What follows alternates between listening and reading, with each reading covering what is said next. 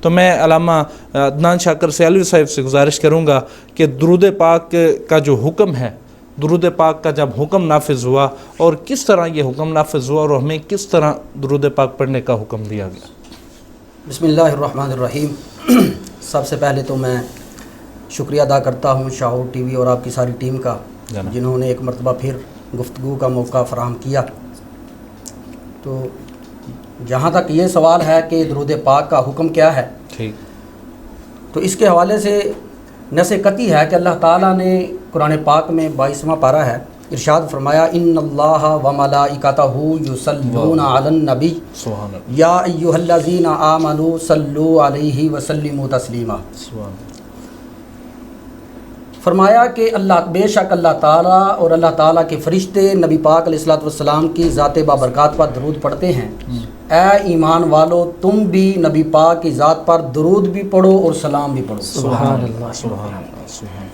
یہ آیت اکثر پڑھی جاتی ہے، بیان ہوتی ہے، تو میں آپ کی وساطت سے اپنے سامعین و ناظرین کو اس آیت میں کچھ پیچیدگیاں ہیں، کچھ نکتے ہیں، کچھ ایسی باتیں ہیں کہ جو ضروری سمجھتا ہوں کہ ان کے بارے میں پتہ ہو، تو وہ اپنے سامعین و ناظرین تک پہنچانا چاہتا ہوں، چونکہ یقیناً اہل علم لوگ جو ہیں وہ تو ان سے واقف ہیں، ان سے آگاہ ہیں، وہ تو جانتے ہیں،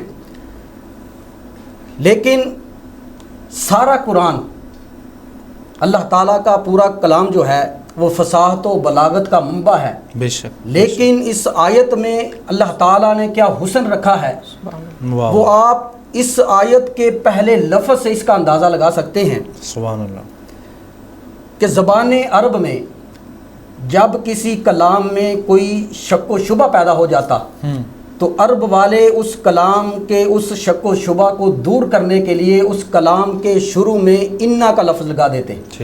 اس کا مطلب یہ ہوتا، تحقیق کے لیے کہ ان کا انا کا مطلب یہ ہوتا تھا کلام سے پہلے لگانے کا ان کا، کہ اس کلام میں اب کسی قسم کا نہ شک ہے نہ شبہ ہے۔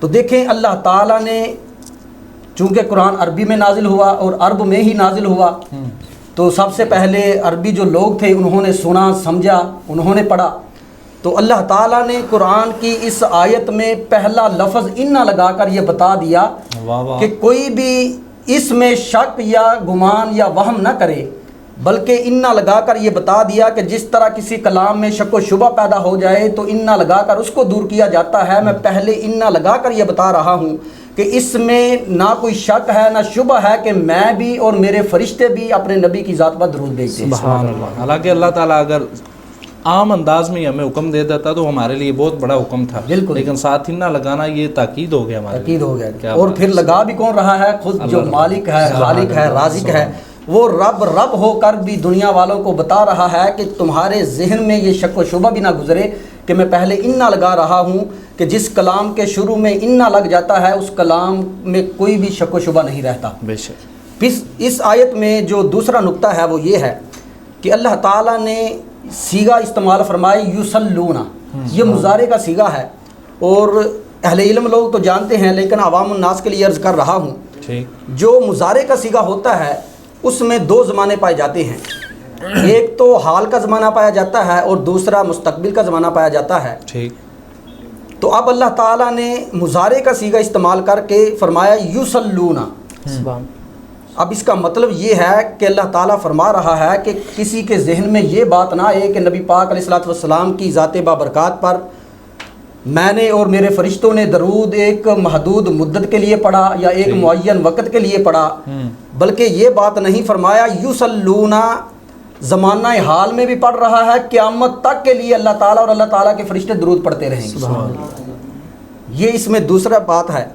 تیسرے نمبر پر پھر اللہ تعالیٰ نے اس آیت میں، اس آیت کا حسن یہ ہے کہ فرمایا یا ایھا الذین آمنوا، اللہ تعالیٰ نے نبی پاک علیہ الصلوۃ والسلام کی ذات بابرکات پر جب درود پڑھنے کی باری آئی تو فرمایا کہ ہر ایرے غیرے کو حکم نہیں کہ وہ اٹھ کر میرے نبی کی ذات پر درود پڑھے، اور نہ ہی ہر ایرے غیرے کا درود وہ پڑھ سکتا ہے، نہ ہی اس کا قبول ہو سکتا ہے، بلکہ اللہ تعالیٰ نے اتنا پیارا خطاب فرما کر یا ایھا الذین آمنوا کا اور فرما دیا کہ میرے نبی کی ذات پر درود وہی پڑھے گا جس کو میں ایمان کی دولت دوں گا اور جس کو ایمان کی دولت مل جائے گی وہ اپنے نبی کی ذات پر درود ضرور پڑھے گا۔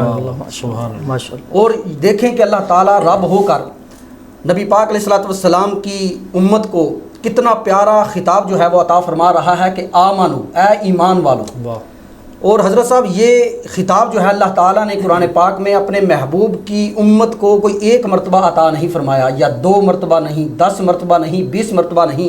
ٹھیک۔ اس امت کا یہ شرف ہے اور اس امت کو یہ سعادت حاصل ہے کہ اللہ تعالیٰ نے رب ہو کر قرآن میں 88 مرتبہ آمنو کا خطاب عطا فرمایا۔ سبحان اللہ، سبحان اللہ۔ یہ اس امت کی سعادت ہے۔ اور اللہ تعالیٰ نے فرمایا یا ایھا الذین آمنو، اے ایمان والو، میں میرے فرشتے بھی درود پڑھتے ہیں لیکن تمہیں بھی یہ سعادت بخش رہا ہوں کہ تم بھی میرے نبی کی ذات پر درود بھی پڑھو اور سلام بھی پڑھو۔ سبحان اللہ۔ پھر ایک جو اور بات ہے، ہمارا یہ نظریہ اور عقیدہ ہے کہ اللہ تعالیٰ خالق ہے، مالک ہے، رازق ہے، بے شک، اور اللہ تعالیٰ ہر قسم کی عبادت کرنے سے پاک ہے۔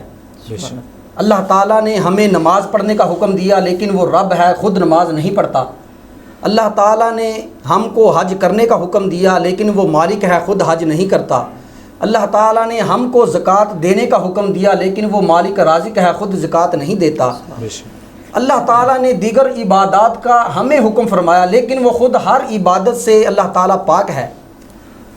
تو لیکن درود پاک ایسا وظیفہ ہے، ایسی عبادت ہے کہ جس میں وہ رب جو کسی بھی عبادت میں شریک نہیں ہوتا، ہر عبادت سے پاک ہے، لیکن جب باری اپنے محبوب کی ذات پر ضرورت پڑنے کی آتی ہے تو وہ رب خود شریک ہو جاتا ہے۔ سبحان اللہ۔ کہ کرم جب آل نبی کا شریک ہوتا ہے، واہ واہ، کرم جب آل نبی کا شریک ہوتا ہے تو لاکھ بگڑا ہوا کام بھی ٹھیک ہوتا ہے۔ واہ، درود محمد کی یہ فضیلت ہے کہ لا شریک بھی اس میں شریک ہوتا ہے۔ سبحان اللہ، سبحان اللہ، کیا بات ہے۔ بہت خوبصورت انداز میں درود پاک کا جو حکم ہے اس پہ بات کر رہے تھے علامہ عدنان شاکر سیالوی صاحب۔